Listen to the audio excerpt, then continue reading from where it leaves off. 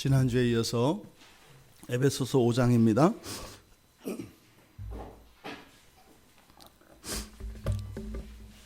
에베소서 5장 25절에서 27절까지 우리 같이 한 목소리로 함께 읽겠습니다. 같이 읽겠습니다.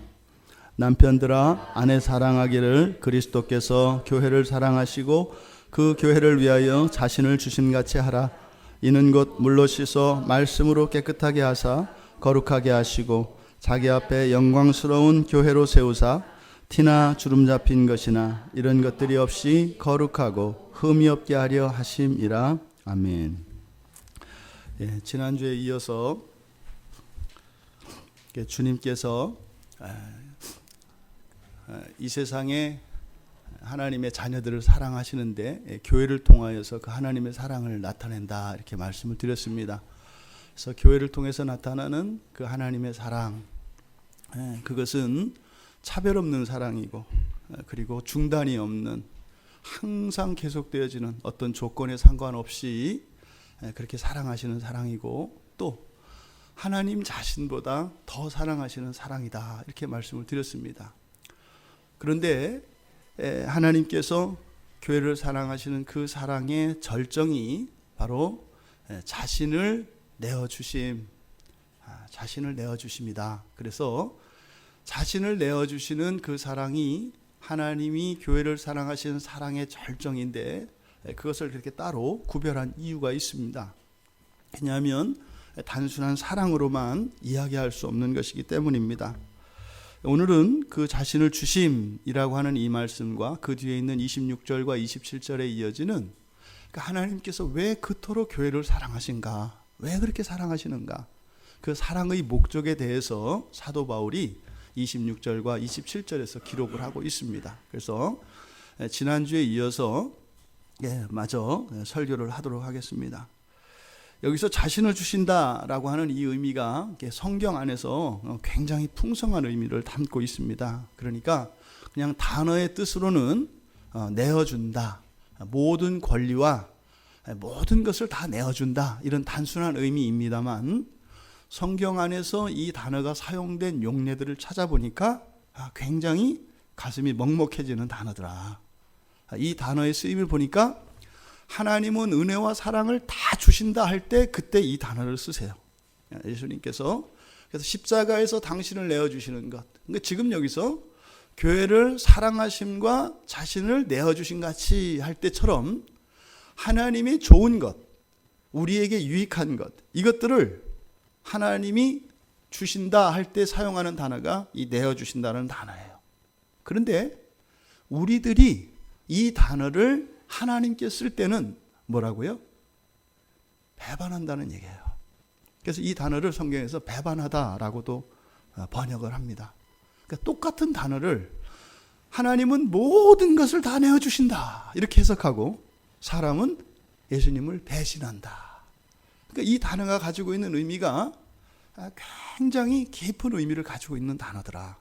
그러니까 이게 복음서 안에 그렇게 나타납니다. 특별히 복음서 가운데 제자들이 이 단어를 사용할 때 부정적인 의미로 사람이 하나님께 이렇게 이야기할 때는 부정적인 의미라고 말씀을 드렸습니다. 배반한다 이런 의미라고 그랬어요. 근데 마태나 마가나 요한이나 이 내어주심이라고 하는 이 단어를 쓸 때 다 그런 쪽에만 써요. 우리가 예수님을 배신하는 것, 예수님을 내어드리는 것, 뭐 이런 거에 써요. 그리고 예수님이 자신을 주시는 것. 근데 누가만큼은 이 단어를 성령이 우리에게 주어지는 것 여기에 사용하더라. 그래서 이 내어주심이라고 하는 이 단어가 사도행전으로 이렇게 이어져서 바로 성령 오심으로 쭉 이어지게 하는 그런 단어더라. 이것을 살펴보려면 복음서에 있는 많은 구절들을 일일이 살펴보아야 하겠습니다만 오늘의 주제는 교회를 사랑하시는 그 목적에 대해서 알아보는 것이기 때문에 대략적으로 이 자신을 주신다라고 하는 이 사전적인 의미를 우리가 요약하자면 그런 겁니다. 제자들은 예수님을 넘겨줍니다.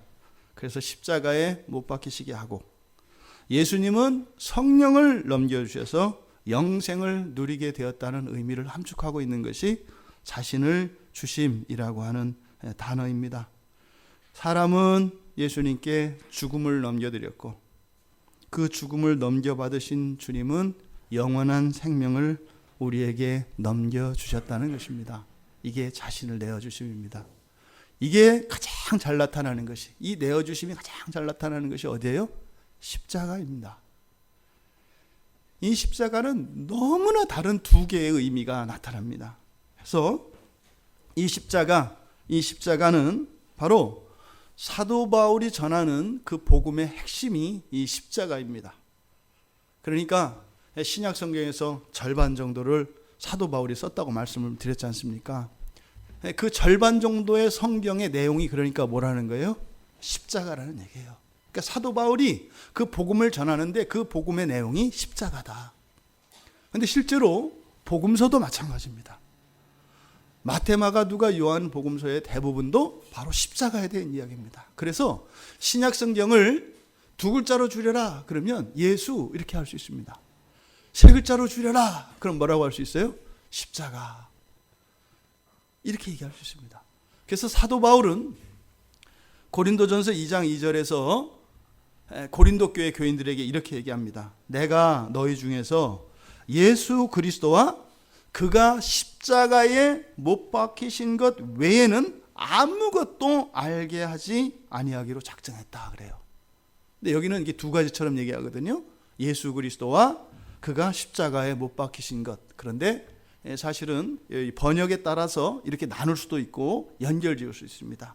예수 그리스도 곧 그가 십자가에 못 박히신 것. 그래서 사도 바울이 이야기하고자 하는 그 복음의 핵심, 여기서는 단지 가르침만을 얘기하는 거 아닙니다. 여기서 사도 바울의 복음이라는 것은 뭐예요? 그가 누릴 수 있었던 모든 부귀 영화, 그가 누릴 수 있었던 모든 기득권, 그가 당연히 누릴 수 있는 모든 권리를 내려놓고 그것을 대신하여 취한 것, 이런 뜻이에요.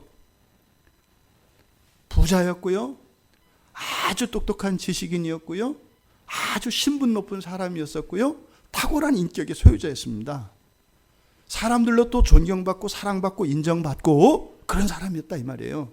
그런데 그 모든 것을 다 버렸어요. 어떻게 해요? 맨날 매나 맞고 다니고요, 놀림받고 다니고요, 그저 근근히 밥 한 끼 먹기 위해서 평생을 일하면서 살았던 일용직 근로자였어요.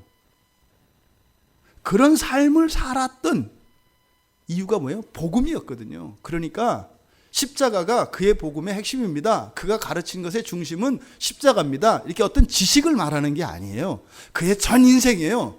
그가 좋다고 생각하는 사람들이 부러워하는 모든 것을 다 버리고 그것과 바꿀 수 있는 그 무엇이 있었는데 그게 십자가였다. 이렇게 얘기하는 거예요.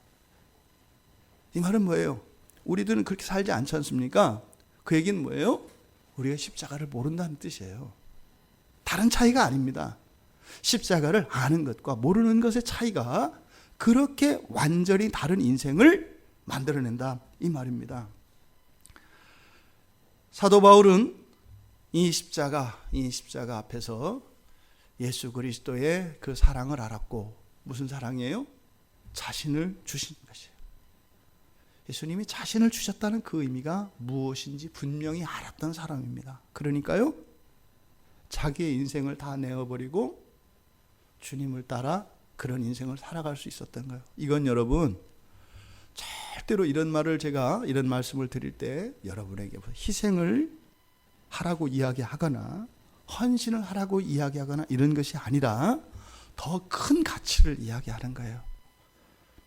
우리 학생들을 제가 자주 설교할 때 비유로 이야기하는데, 예를 들어서 그냥 공부로 치자면 학생들에게 있어서는 공부가 최고 아니에요.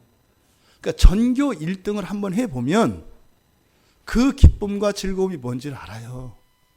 그리고 그것으로 인해서 받는 영광과 이게 뭔지를 알면 어떻게 돼요? 그것을 위해서 하는 그 일들이 하나도 헛되지 않고 게임하고 친구 만나고 하는 것보다 그것이 더 소중하다는 것을 알게 된다 이 말이에요. 또 사업적으로 성공을 해보시면 어른들 같은 경우에 정말로 사업을 성공을 해서 다른 사람들보다 우뚝 섰을 때 그때 누리는 영광과 즐거움을 알면 어떻게 해요? 다른 것들을 기꺼이 안 할 수 있게 되는 거예요. 내가 꼭 참고 친구들과 여행 안 가고 뭐 이러는 게 아니에요. 그런 것은 아무것도 아닌 아주 값어치 없는 것이기 때문에 기꺼이 그 일을 위하여 헌신할 수 있는 거예요. 또 사랑에 빠진 연인이 있을 때 여러분이 누군가를 정말로 사랑하게 되면 그 사랑하는 사람을 기쁘게 하기 위하여 기꺼이 모든 것을 다 내어놓고 시간과 물질과 마음을 다 쏟을 수 있는 거예요. 하지 않는 그것 때문에 데이트하면서 다른 친구와 놀기로 하였던 그것을 나가지 못해서 후회하고 아쉬워할까요? 그러지 않는다 이 말이에요. 이런 거는 희생과 헌신이 아니에요. 가치에 대한 이야기입니다. 가장 큰 가치, 모든 것을 다 내려놓을 수 있는, 그래도 그것이 손해이거나 헌신이거나 희생이 아니라 몇 배 더 유익한 것으로 여기는 그 가치, 그 최고의 가치가 바로 십자가다, 이렇게 얘기를 하는 겁니다. 그러니까요, 내 소원은 십자가를 하는 것입니다. 인격, 여러분의 사업, 여러분의 인생, 여러분의 마음, 십자가에서 다 해결이 됩니다. 그것을 모르기 때문에 엉뚱한 곳에다가 시간을 쓰고 엉뚱한 데다 마음을 쓰고 엉뚱한 데다 힘을 쓰기 때문에 정작 내가 가장 부욕해 되어지고 내가 가장 영광스럽게 되어지는 그 일로부터 자꾸 나를 밀어내는 거예요. 십자가를 아는 것이 최고의 소원이고 최고의 가치가 되는 것입니다. 그런데 이 십자가가 사람들은 이해할 수가 없어요. 이 십자가는 말입니다, 이 기독교와 다른 종교를 명확하게 구분하는 기준이 돼요. 세상에 미쳤어요? 그런 종교를 누가 믿겠어요? 하나님으로 섬기는 이가 십자가에 못 박혀 죽고 가장 저주받은 자가 되는 그런 십자가를 따르는 신앙을 누가 해요? 예? 내가 열심히 하면 열심히 한 만큼, 물론 그것보다 10배, 100배로 복을 주는 종교, 최고의 종교죠. 이게 사람들이 원하는 최고의 종교입니다. 내가 노력을 하되 노력한 것보다 비교할 수 없을 정도로 더 크고 많은 것을 보상해 주는 종교, 이게 최고의 종교예요. 사람들이 원하는. 근데 십자가는 그렇지가 않잖아요. 기독교가 다가왔을 때 벌써 내 마음이 칙칙해진다 이 말이에요. 죽음이 있고 피가 흘려 있고요. 이게 와닿지가 않아요. 그럼 이 십자가, 다른 종교와 이렇게 명확하게 다르게 하는, 없어요 이런 종교가. 그러면 기독교가 기독교 되게 하는 이 십자가, 이 십자가가 의미하는 바가 뭐냐? 그럼 이 십자가에서는 뭐가 나타나느냐? 보통 하나님, 신이라고 하는 존재들은 어떻게 해요? 우리보다 뛰어나다고 하는 것을 보여주죠. 능력으로 보여주잖아요. 그래서 어떻게 해요? 말 안 들으면 일상생활 속에서 화를 당하게 해가지고 그 맛을 대가를 톡톡히 치르게 하죠. 대신 와서 또 하나님 앞에 싹싹 빌고 하면은 또 이렇게 복을 줘서 내 말을 잘 들으면 복을 주고 말 안 들으면 절단을 내서, 그렇게 해가지고 그냥 그 신에게 꼭 매이게 하죠. 또 그래서 언제나 할 때 어떻게 눈치 보게 하죠. 이게 마음에 들까 안 들까? 이거 못을 박아도 될까 안 될까? 이날 이사를 가도 될까 안 될까? 막 이런 생각을 하게 되죠. 근데 이 십자가, 하나님은 하나님의 능력을 나타내는 방식이 희한하게 십자가예요. 그래서 십자가에는 하나님의 능력이 나타나는데 그 하나님의 능력이 어떻습니까? 무한하잖아요. 전능하시잖아요. 그러니까 이 십자가에는 하나님의 전능하심이 절대적인 나약함으로 나타납니다. 말장난하는 것 같은 거예요. 전능하면 전능한 거고 힘이 없으면 없는 거지. 어떻게 힘없이 죽은 그 십자가에서 하나님의 전능함이 나타난다고 하느냐? 그게 십자가의 첫 번째 의미다 이 말이에요. 하나님의 전능하신 능력이 하나님의 절대적인 무능력으로 나타나는 것이 바로 십자가다. 예수님은 성부와 성령과 함께 천지를 창조하신 하나님이십니다. 천지를 창조하신 하나님이십니다. 그리고 예수님이 사람으로 사시며 죽은 자들을 살리시고 병자들을, 또 귀신 들린 자를 수없이 고치시고 해방시켜 주셨습니다. 너무나 많이. 그런데 정작 자신은 십자가에서 죽음을 당하십니다. 그러니까 그 예수가 하나님이라는 것을 믿을 수가 있어요, 없어요? 없다 이 말이에요. 없어요. 그러니까 예수님을 십자가에 못 박았던 그런 병사들, 그들이 예수님을 조롱한단 말이에요. 그래서 사람들이 지나가면서 손가락질해요. 네가 메시아라며. 네가 너를 구원해라. 세상을 구원하지 말고 너를 구원해라. 너 밥 세끼 먹는 건 고사하고 지금 내 목숨 하나 부지 못하고 거기에 매달려 있지 않느냐? 내려와라. 네가 정말로 전능한 하나님이면 내려와라. 이렇게 조롱한단 말이에요. 근데 예수님이요, 그렇게 하지 않으세요. 왜 그랬을까요? 그 답을 구약의 에레미야 선지자의 말씀을 통해서 우리가 얻습니다. 에레미야서의 1장 19절에 보면 이렇게 말씀을 합니다. 그들이 너를 치나 너를 이기지 못하리니 이는 내가 너와 함께하여 너를 구원할 것임이니라. 여호와의 말이니라. 여러분, 그들이 예수님을 십자가에 못 박아 죽였습니다. 그리고 절대로 다시 살아날 수 없도록 죽은 예수의 몸에 창을 박아 허파와 심장에 있는 물과 피 한 방울까지 완전히 빼어버렸습니다. 절대로 살아날 수 없습니다. 그리고 죽은 그 시체를 내려서 수에 싸서 장사를 지내고 무덤에다 안치하고 사람의 힘으로는 도저히 굴려낼 수 없는 큰 바위돌로 막아놓습니다. 이제 예수는 살아날 수 없습니다. 완전히 내어주신 것입니다. 그런데 예수님께서 이것을 허락하신 거죠. 이게 내어주심이에요. 그렇게 하라는 거예요. 나를 마음대로 하라는 거예요. 나에게 침뱉고 나를 조롱하고 욕하고 모욕하고 멸시하고 발길로 차고 따귀를 때리고 머리를 치고 가시관을 씌우고 십자가에 못 박아 죽이고 내 시체를 훼손하고 무덤에 가두라고 예수님이 허락하신 거예요. 그렇게 하라는 거예요. 이게 다 내어주신 거예요. 그렇게 하라는 거예요. 근데 예수님이 저항하지 않으세요. 왜요? 하라는 거예요. 죽일 수 있을 만큼 죽이라는 거예요. 여러분이 그러시잖아요. 여러분이 죽이고 싶은 만큼 죽이라는 거예요. 예수 그리스도를 모욕하고 싶은 만큼 모욕하라는 거예요. 예수 그리스도를 의심하고 싶은 만큼 의심하라는 거예요. 하라는 거예요. 어디? 믿지 마라 봐라. 그래, 못 믿어 봐라. 마음껏 해봐라. 마음껏 버티고 거부하고 불순종하고 나의 이름을 더럽히고 해봐라. 하라는 거예요. 그게 내어주신 거예요. 여러분, 예수님 믿지 않으세요? 예수님 말씀 안 들으세요? 걱정하지 마세요. 예수님 다 허락하신 거예요. 마음 놓고 죄 지세요. 마음 놓고 죄를 지세요. 예수님이 다 허락하신 거예요. 대신 그 죄값은 예수님이 받으시겠대요. 받으시겠대요. 다 받으시겠대요. 괜찮대요. 마음 아팠다가 또 예수님을 더 못 받고 싶다. 하라는 거예요. 다 하라는 거예요. 마음껏 다 하라는 거예요. 예수님을 유린하고 농락하고 다 하라는 거예요. 괜찮다는 거예요.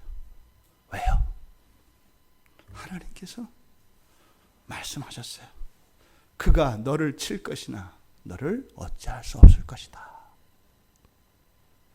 하나님의 능력은요, 인간의 모든 죄악과 모든 더러운 추악과 불신앙과 배신과 이 모든 것이 다 하나님께 쏟아지고 난 뒤에 그래도 살아나실 때라야 하나님의 전능하심이 사람들에게 받아들여지는 겁니다.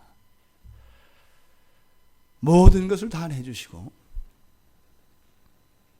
하나님께서 모든 것을 다시 회복시키십니다. 그게 무엇입니까? 부활이죠.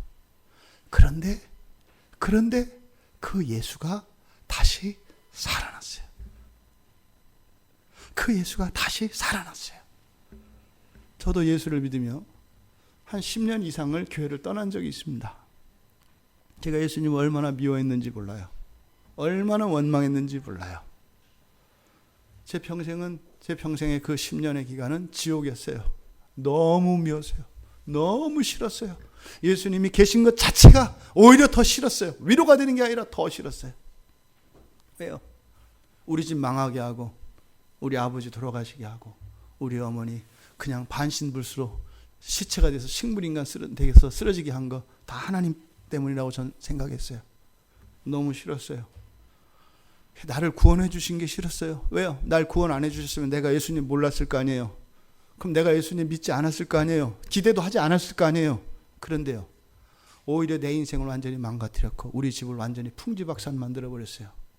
그러니까 하나님 어떻게 원망하잖아요. 저는 천하의 죄인이었습니다. 그 10년의 기간은 쓰레기 중에 쓰레기였고 죄인 중에 정말 죄인이었습니다.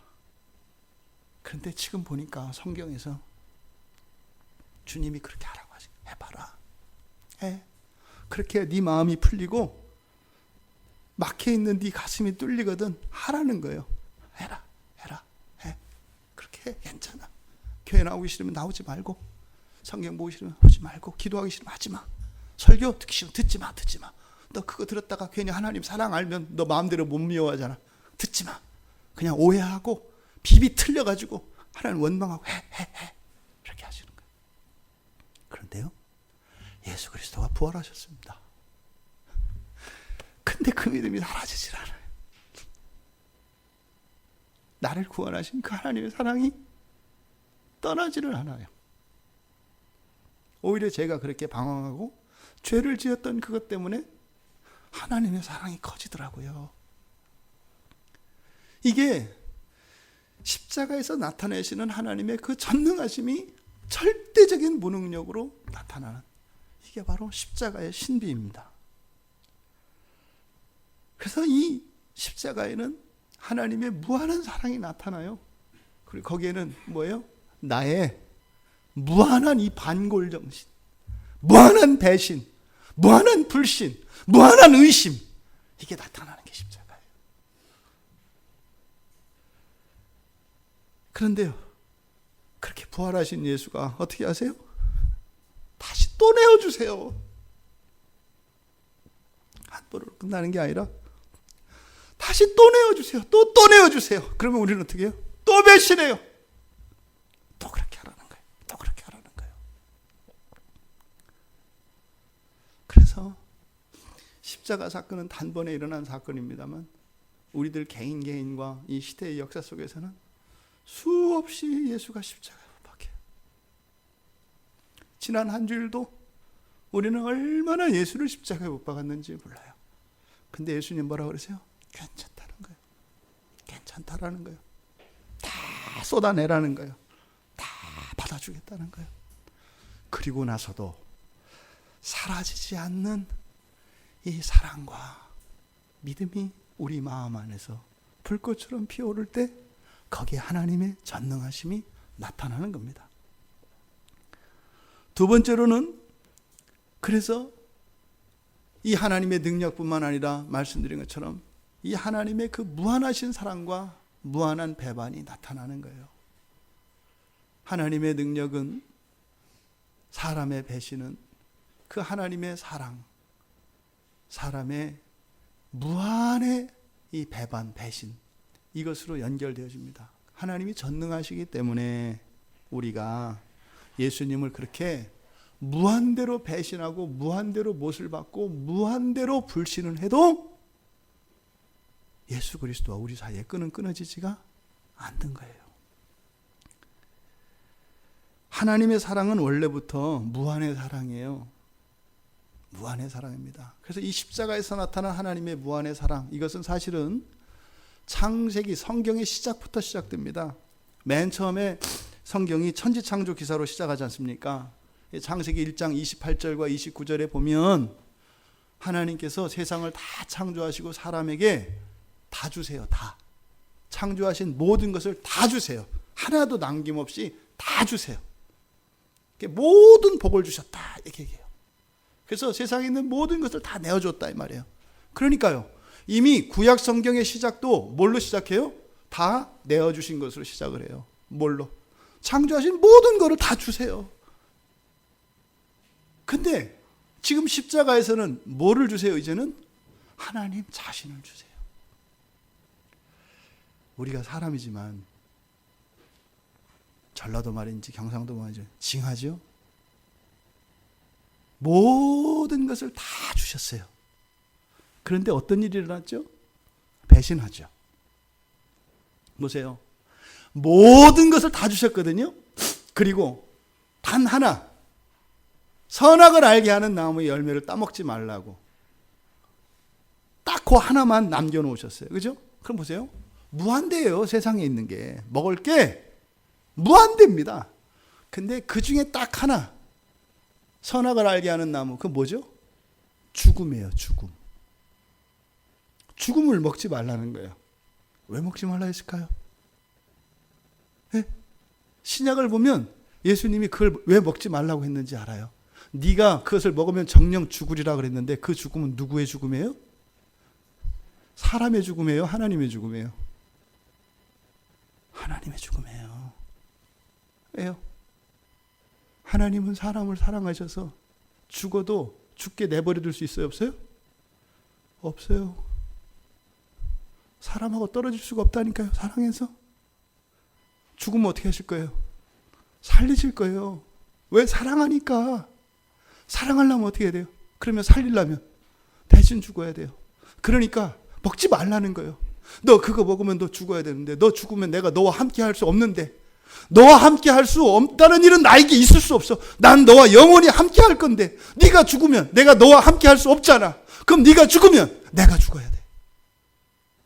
내가 죽으면 너 아파. 내가 죽으면 너 아파. 죽음 자체를 두려워하시는 게 아니에요. 우리 앞에서 하나님이 죽을 때 우리가 겪어야 되는 그 아픔, 여러분 회심할 때 느꼈잖아요. 내가 죄인이고 십자가에서 죄 용서를 받았을 때 내 죄를 대신하여 예수님이 십자가에 못 박혀 죽으신 거, 그때 여러분들 예수님의 그 죽음에서 아픔을 느끼셨잖아요. 그 아픔을 하나님은 겪길 원하지 않으시는 거예요. 먹지 말라는 거예요. 내가 너의 죄를 대신하여 십자가에서 죽을 때 너는 아파. 누가 안 해? 아파. 그런 아픔 겪지 마. 그냥 우리 사랑하면서 살자. 그러니까 이거 먹지 마. 이렇게 말씀하신 거예요. 그런데요, 선악과 따먹었잖아요. 그건 우리의 죽음이 아니라 장차 오실 예수 그리스도의 죽음이에요. 그 십자가에 나타나는 하나님의 무한한 사랑. 근데 성경을 보면 어떻게 돼요? 끊임없이 배반합니다. 끊임없이 배반합니다. 저 자신을 봐도 그래요. 어쩌면 이렇게 못해 처먹었는지 모르겠어요. 어쩌면 이렇게 고집스럽고 어쩌면 이렇게 악한지 모르겠어요. 그냥 배신하고 불순종하고 눈꽃만큼도 양보하기 싫어하고, 눈꽃만큼도 지기 싫어하고, 눈꽃만큼도 너그러워지기 싫어하고, 왜 너무냐인지 모르겠어요. 성경의 역사가 그래요. 사람은 끊임없이 배반합니다. 끊임없이 뒤통수 치고, 끊임없이 하나님을 속이고, 끊임없이 하나님을 조롱하고, 이 성경의 역사예요. 그런데요, 하나님은 결코 버리지 않으세요. 끊임없이 선지자들을 보내시고, 끊임없이 천사들을 보내시고, 끊임없이 구원하시고 회복하시는 일을 계속하세요. 그럼 우리가 이렇게 논리적으로 생각하면, 제정신이라면 은혜를 알고 은혜를 반응해야 되는데 더 죄를 져요. 어떻게 사랑하고 아끼고 양보하면, 잘못했어요, 안 그럴게요, 안 하려고 해도 자꾸 그래요, 죄송해요, 이래야 되는 거 아니에요. 그런데 어떻게 괜찮을 거라고 생각을 하고 또 죄를 짓냐 이 말이에요. 이게 인간이에요. 이게 인간이에요. 그 사건이 고스란히 십자가에서 나타나는 거예요. 다시 한번 그러잖아요. 여러분 보세요. 내어주신 거는 뭐라고요? 모든 걸 다 내어주신 거예요. 그러니까 예수님을 어떻게 처분하든지 상관없어요. 꼭 예수님을 십자가에 죽여야 될까요? 아니에요. 예수님을요, 친구로 삼을 수도 있어요. 예? 대제사장이나 서기관들이 빌라도가 자기 친구로 삼을 수 있다 이 말이에요. 집 한 채 마련해주고 아니면 벌어서 갚으라고 하든지 오손도손 지낼 수 있다 이 말이에요. 형제처럼 지낼 수도 있어요. 이웃으로 지낼 수도 있어요. 심지어는 예수를 왕으로 삼을 수도 있잖아요. 예? 빌라도가 내려와서 그 보좌에 예수님 앉히면 될 거 아니에요. 대제사장이 내려와서 대제사장 자리에 예수님을 앉히면 될 거 아니에요. 그러면 가장 뛰어난 대제사장이시잖아요. 예? 서기관들이 와서 서기관의 가장 높은 자리로 예수님을 앉혀놓으면 예수님이 완벽한 서기관이 되실 거 아니에요. 어떻게든지 다 할 수 있었다니까요. 그런데 사람들은 뭐라고요? 십자가에 못 박아라. 십자가에 못 박아라. 예수님을 꼭 못 박아야 했나요? 그 사람들에겐 그렇지 않았다니까요. 내어주셨어요. 왕으로 삼았으면 왕이 되셨을 거예요. 그런데요, 십자가에 못 박으라는 거예요. 선악과를 따먹으면 정녕 죽으리라. 똑같이 할 수 있는 많은 경우의 수 가운데 예수를 죽이는 일을 선택해요. 어쩌면 그렇게 죽음을 좋아하는지, 어쩌면 그렇게 죽음을 좋아하는지. 예수님을 십자가에 못 박았습니다. 근데 그것 또한 하나님이 내어주신 거다 이 말이에요. 그래서 십자가에서 하나님의 무한한 사랑이 그리고 인간의 무한한 배신이 나타난다. 세 번째로는 그 십자가에서 하나님의 무한한 믿음과 무한한 인내가 나타납니다. 하나님의 무한한 믿음과 무한한 인내. 사람의 무한한 교만과 무한한 불신이 나타납니다. 하나님의 그 무한한 믿음과 그 인내가 나타나는 반면 사람의 무한한 교만과 무한한 불신이 동시에 십자가에 나타난다 이 말입니다. 성경에 보면은요, 어느 때까지 이런 말이 되게 많아요. 출애굽기 10장 3절 몇 구절을 제가 읽어드리면, 출애굽기 13, 3절에 보면은 바로에게 여호와께서 하시는 말씀이에요. 내가 어느 때까지 내 앞에서 겸비하지 않겠느냐? 어느 때까지 내 앞에서 겸비하지 않겠느냐? 독사가 머리 세우듯이 빳빳 이렇게 세우고 있는 거예요. 언제까지 그렇게 목에 힘주고 있을래? 출애굽기 16장 28절에서는 모세에게 이야기해요. 모세와 이스라엘 백성들에게, 모세에게 어느 때까지 너희가 내 계명과 율법을 지키지 않을래? 어느 때까지 내 율법과 명령을 지키지 않을래? 무슨 말이에요? 어느 때까지 니들 하고 싶은 대로 네 마음대로 살래? 어느 때까지? 민수기 14장 11절에서는요, 어느 때까지 이 백성이 나를 멸시하겠느냐? 어느 때까지 나를 믿지 않겠느냐? 내가 기적과 이사를 펼쳐서 너희들 앞에 내가 하나님 됨을 나타내지만 어느 때까지 못 믿고 어느 때까지 그렇게 멸시할 거냐? 민수기 14장 27절에서는 내가 어느 때까지 참으랴? 내가 언제까지 참으랴? 이렇게 이야기합니다. 다윗이 시편 4편에서 인생들아 어느 때까지 나의 영광을 바꾸어 욕되게 하며 헛된 일을 좋아하고 거짓을 구하려는가? 여호와께서 자기를 위하여 경건한 자를 택하신 줄 너희가 알지어다. 내가 그를 부를 때에 여호와께서 들으시리로다. 예수 그리스도에 대한 예언입니다. 예수 그리스도의 이름을 부를 때 하나님께서 우리의 부르심을 듣고 그런 끊임없는 패역과 배신과 변절을, 그런 불순종과 교만을 하나님께서 우리를 고쳐주십니다. 예수 그리스도 외에는 답이 없습니다. 바로 이 십자가에서는 그 인간의 무한한 교만과 배신, 그리고 하나님의 무한하신 참으심과 그 무한하신 믿음이 나타납니다. 그런데도 하나님은 우리를 결코 의심하지 않으세요. 여러분들을 하나님 의심하지 않으신다고요.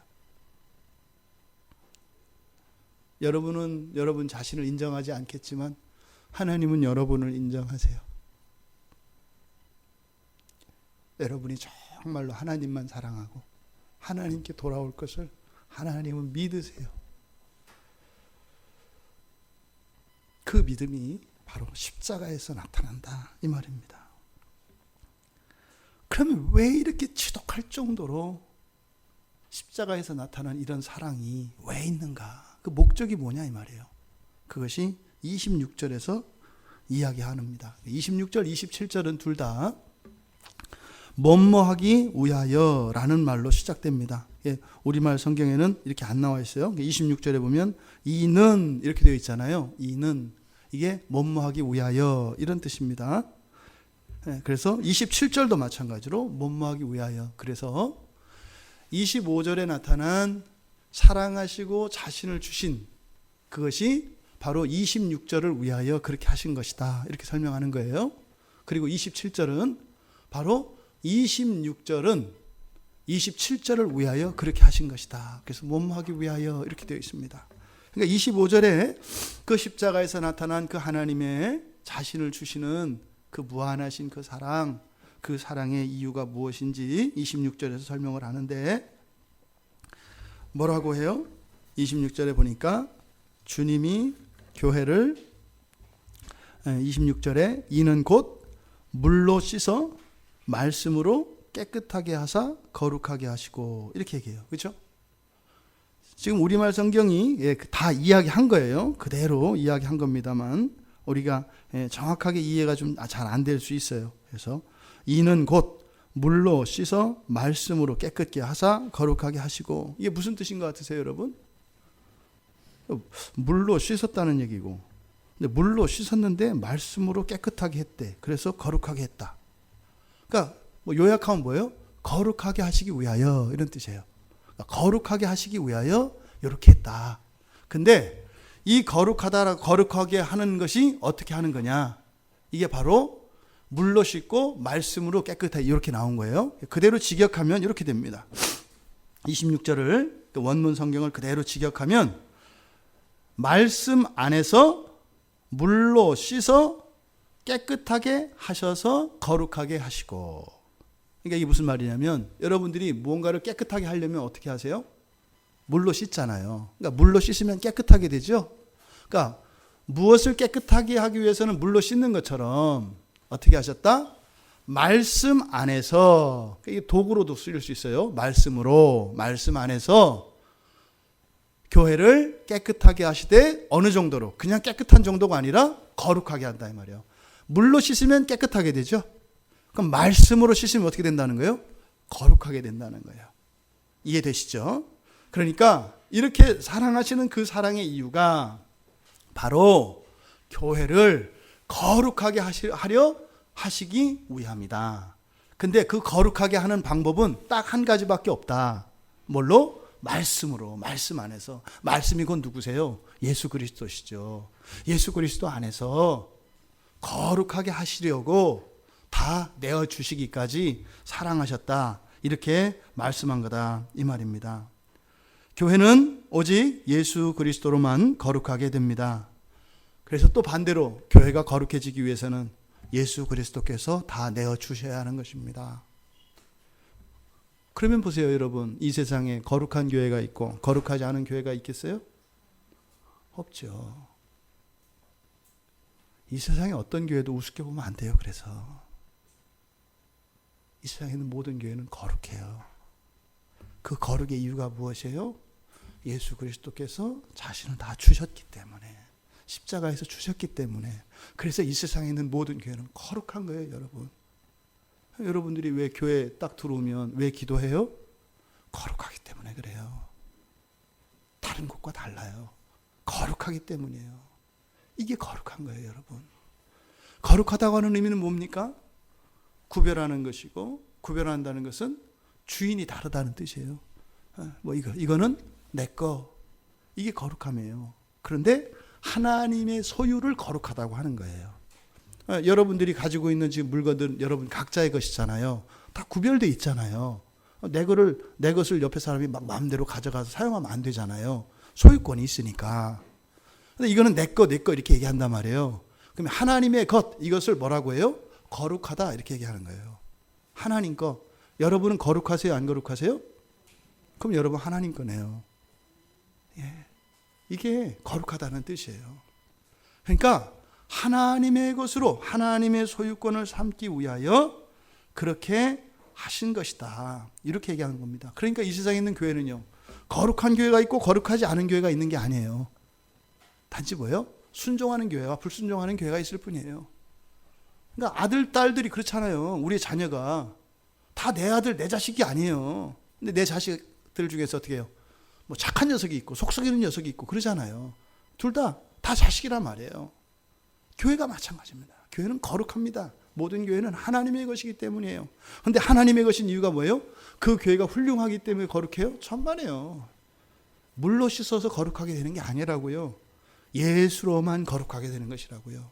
그러니까 여러분들이 내가 예수를 처음 믿었어. 그리고 내가 지금 신앙생활이 좀 변변치 않아. 그렇다 해서 안 거룩해요? 그렇지 않아요. 우리가 거룩한 이유는 예수 그리스도께서 나에게 다 주셨기 때문에 우리가 거룩해진 거다 이 말이에요. 이게 복음이에요, 여러분. 자꾸만 여러분들이 거룩해지려고 하지 마세요. 여러분들이 자꾸만 씻어서 이렇게 하려고 하지 마세요. 결벽증 걸려요. 물로만 아무리 씻어도 그렇게 거룩해지는 게 아니다 이 말이에요. 예수의 피로 씻어야만 거룩하게 되는 거다 이 말이에요. 여러분들이 예수를 믿으셨어요? 예수가 여러분을 위하여 십자가에서 죽으셨어요? 거룩하게 된 줄 믿으시기 바랍니다. 다만 내가 속색이는 녀석이다라는 것을 알아야 되겠죠. 그건 별개의 문제다 이 말이에요. 그것조차 이제 그 얘기가 바로 뒤에서 나오는 거예요. 이렇게 거룩하게 하시기 위하여 그렇게 하셨다. 그럼 보세요.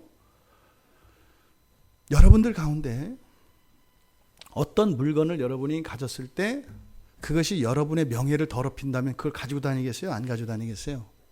안 가지고 다녀요. 제가 그 인생을 살면서 굉장히 힘들어하고 미워했던 몇 가지 사건들이 있어요. 이렇게 기억에 남을 정도로. 어떤 사건들을 제가 이렇게 굉장히 미워했던 사건들이 있어요. 그 중에 한 가지 사건을 제가 말씀을 드리면, 예화는 재밌잖아요. 옛날에 제가 부교육자 생활을 할 때 어떤 분이 중고차를 저에게 선물로 주셨어요. 차가 없었거든요. 근데 그때는 제가 차를 살 수도 있었는데 사지 않았던 이유는 하나님이 주실 때까지 전 모든 것을 기다린다 했어요. 왜? 그럼 내가 샀다는 거 내 거 아니에요. 그냥 다 하나님이 주세요. 심지어는 노트북 하나까지도 전 안 사요. 하나님이 사주세요. 안 사주면 안 하면 돼요. 없는데 뭐 연필이 없어요. 안 사요. 공부 안 해요. 왜? 나는 공부하고 싶은데 없어서 안 하는 거예요. 그냥 안 하는 거예요. 어디 가려고 했더니 신발이 떨어졌어. 안 가요. 그냥 신발이 떨어졌어. 아니, 신발을 주세요. 이렇게 이제 쭉 살아왔어요. 그러니까 더군다나 이제 교회 이제 뭐 부교육자가 됐는데 어지간한 교회, 큰 교회 부교육자들은 바쁘단 말이에요. 차를 타고 많이 다녀야 된다 이 말이에요. 계속 기도를 하는 거죠.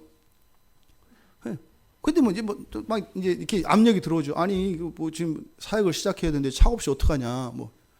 그냥 좀 가만히 있는 거죠. 예, 지금 기도 중입니다. 답답한 얘기죠. 기도 중입니다 할 때 답답하잖아요. 아니, 하나님이 안 주시는데 곧 주실 거예요. 그래서 제가 딱 기도하는데 한 달 안에 주실 것 같아요. 또 자신 있게 얘기했죠. 이달 말까지 차가 생깁니다. 근데 안 생길 것 같은 거예요. 한 3일 남았는데. 이상하다. 그랬더니 12월 31일이 됐는데 안 생겼어요. 이거 곤란, 이거 망신스럽잖아요. 그렇게 했는데, 제가 이제 알게 됐어요. 저 때문에 그게 안 됐다는 거를. 왜냐면 그때 될 수가 있었는데 보니까 제 마음 속에 그러니까 하나님이 주시되 제가 과거에 했던 어떤 것 때문에 그것을 사용해서 주실 거라고 저는 생각을 하고 있었어요.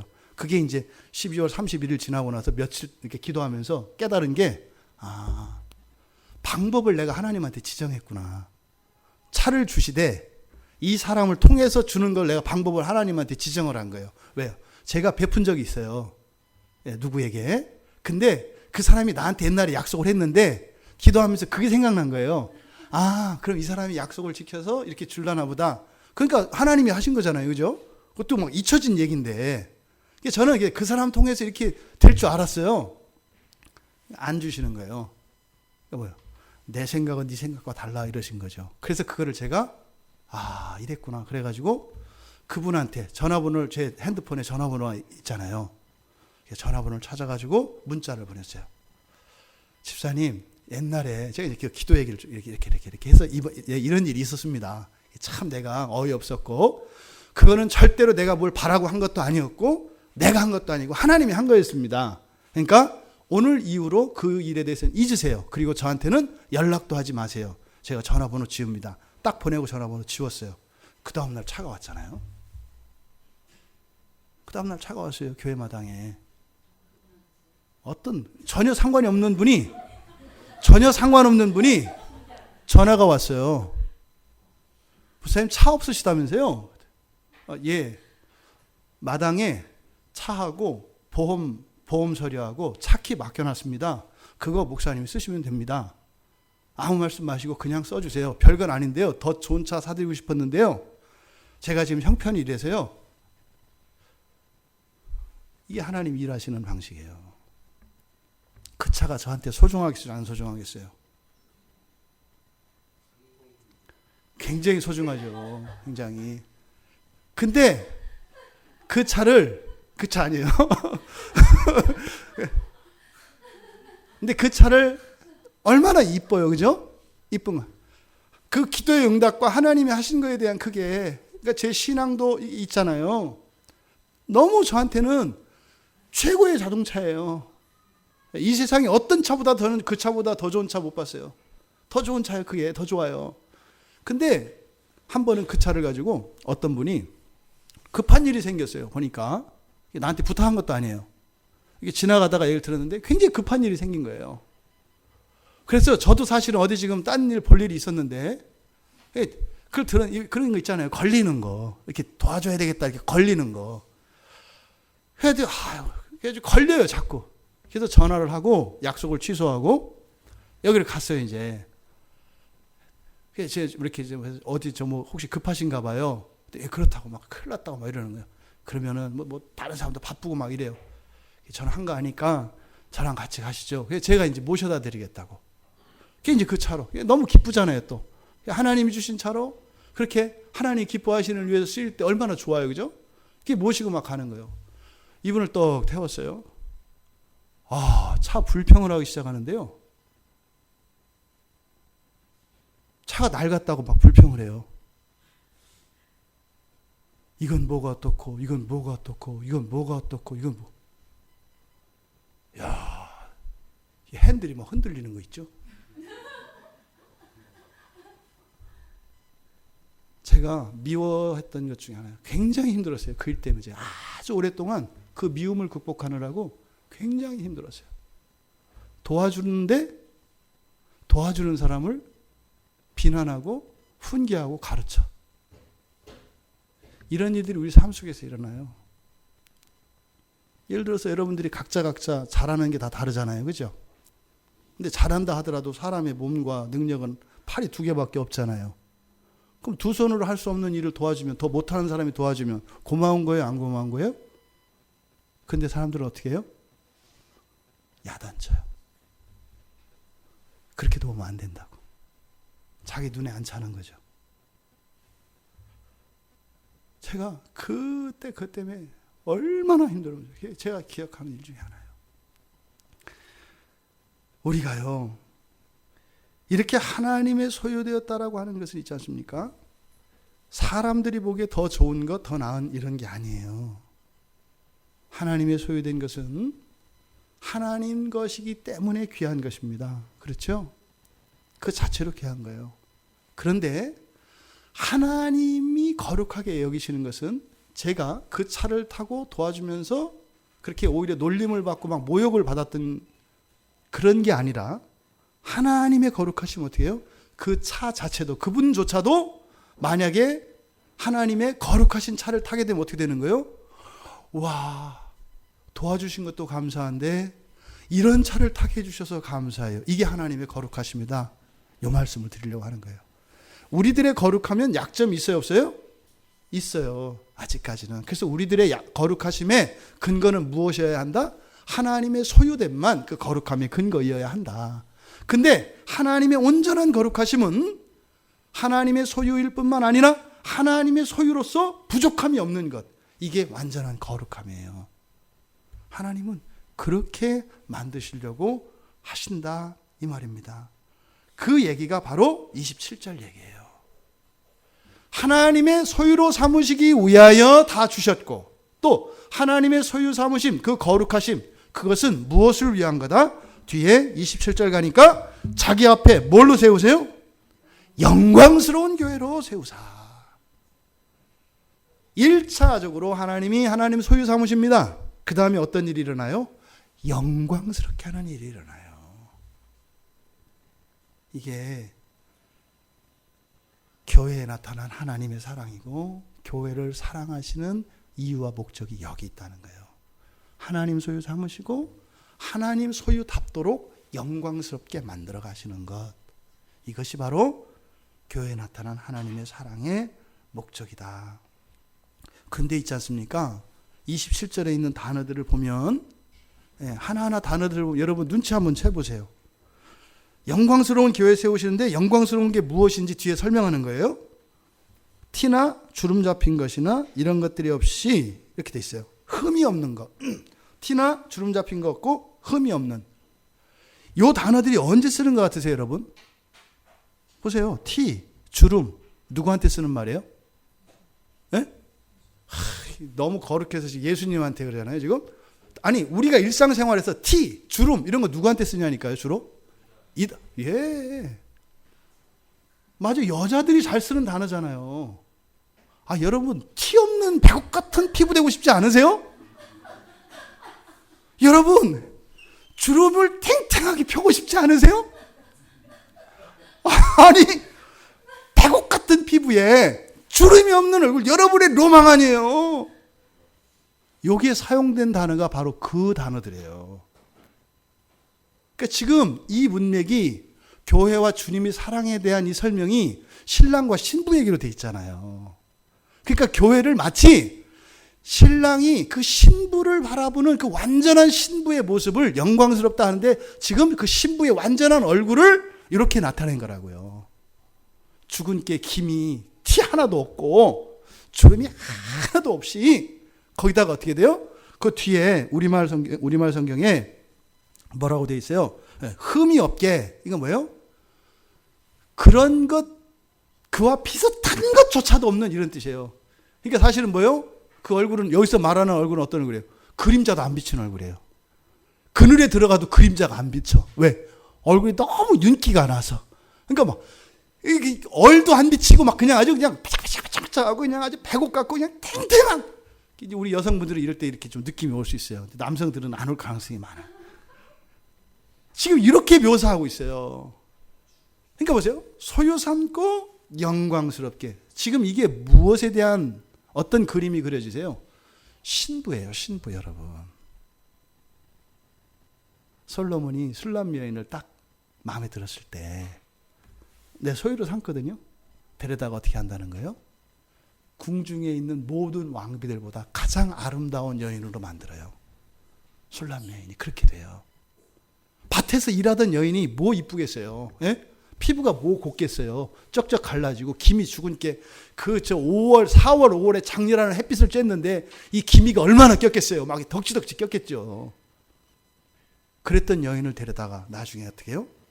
궁중에 있는 1000명에 달하는 그 고대 근동에서 모아들인 최고의 미녀들보다 더 아름다운 여인이 돼요. 술람 여인이. 지금 그 얘기 하시는 거예요. 그렇게 사랑하신 목적이, 그렇게 무한히 기다려주시고 참아주시고 다 내어주시는 그 사랑의 목적이 주님의 신부 삼기 위한 거라는 거예요. 근데 신부만 삼는 게 아니라 뭐예요? 신부답게. 예수님의 짝으로 손색이 없게 만드시려고 하는 목적이 바로 교회에 나타내시는 주님의 사랑이다. 여러분, 주님이 이렇게 교회를 사랑하신 것은 영생을 주신 것입니다. 영원한 생명을 주셔서 수 없는 실패와 실수와 범죄 속에서도 날마다 새롭게 하실 수 있도록 하기 위해서 영생을 주신 것이에요. 우리는 그냥 단순히 오래 사는 거 이거 아니죠. 뭐예요? 우리가 어떻게 해요? 할 때까지 하더라도 결국에는 어떻게 한다는 거예요? 예수님의 짝으로 조금도 손색이 없게. 그래서 예수님 보고 뭐라고 하게?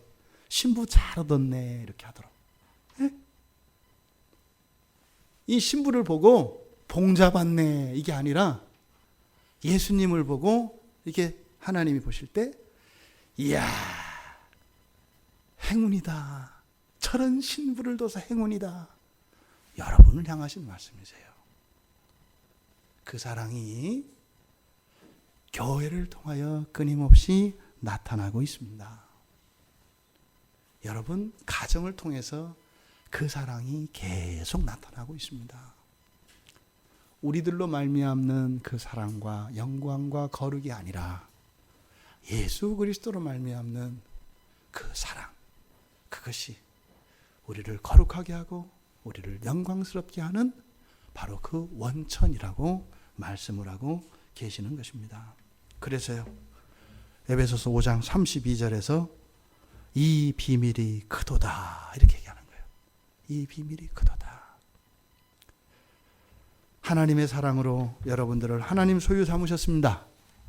그리고 여러분들을 날마다 영광스럽게 하십니다. 그것이 우리들이 이 인생을 살아가는 유일한 목적입니다. 여러분들이 현재 하고 있는 일들, 여러분들이 현재 함께하고 있는 사람들, 여러분들이 처해 있는 그 상황들, 이것은 바로 거룩하게 하시고 영광스럽게 하시는 그 하나님의 목적을 이루어 가시기 위한 과정인 것을 잊지 마시기 바랍니다. 또 그 일이 이루어지는 것은 바로 예수 그리스도로 말미암아 우리에게 주어지는 영원한 생명과 그 권세와 권능이 주어져야 하는 것입니다. 사도들이 일으켰던 모든 능력, 기적들, 이것은요 그리스도께서 주신 그런 권세와 권능으로 말미암는 것입니다. 사도 바울이 그 모든 것을 다 버리고 그렇게 살 수 있었던 것, 바로 그 하나님이 가지셨던 모든 권리와 권세와 권능과 영광을 다 받았기 때문이었습니다. 여러분들의 현재의 삶에 그 예수 그리스도께서 주신 영생과 권세와 권능이 사랑 안에서 온전히 성취되어지기를 주님의 이름으로 축원합니다. 말씀을 생각하며 우리 같이 기도하겠습니다.